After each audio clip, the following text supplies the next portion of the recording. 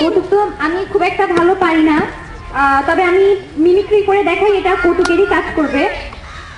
আমি কিন্তু কোনো টিচারকে ডিসরেসপেক্ট করে কিছু বলছি না, কিন্তু যারা ইংলিশ ক্লাস করেছেন, রিজভি টিচারের ক্লাস, আমি ওনার একটু কিছু অভিনয় করে দেখাই। সাপোজ আমি রিজভি ম্যাম, আমি খুব ইচ্ছা ছিল রিজভি ম্যামকে এখানে রিজভি ম্যামের সামনে এটা করার, বা যেহেতু উনি নাই, যারা ক্লাস করেছে তারা অবশ্যই বুঝবে।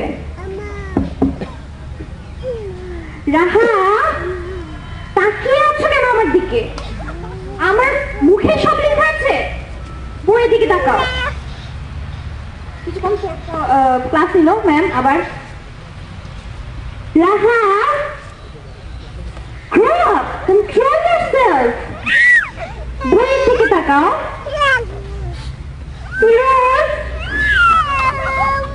তাকিয়ে আছো কেন? বইয়ের দিকে তাকাও, আমার চেহারায় সব লেখা আছে। Thank you.